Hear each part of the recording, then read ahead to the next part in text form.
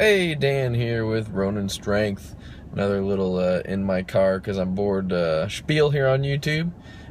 Today's topic's going to be partial reps, as in like when you're doing bench press and not locking out all the way, versus a full lockout, and why both have a purpose and which one you should do depending on what your goals are. So one of the things in bodybuilding that people like to do is time under tension. So the more time your muscles having to contract and work to complete the set, the more hypertrophy there, the more muscle growth there's potentially.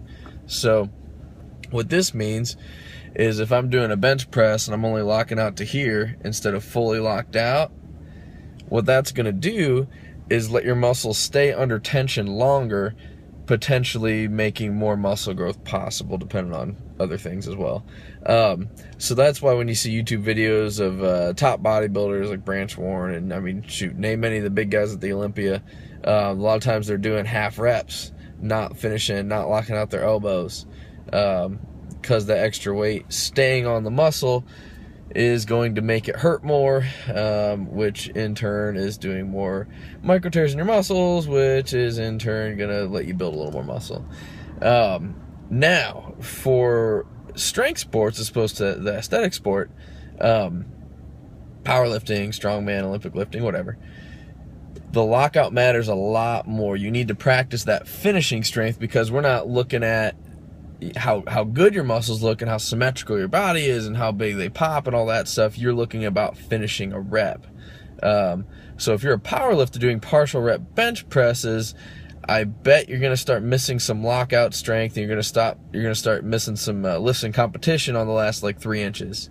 The same way as if you're a power lifter, you can't just get used to bouncing the barbell off your chest for your bench press, because you got to wait for an up command. So working pauses off the chest are going to help too. So you just got to think what you're going for. Are you going for lifting the most weight possible?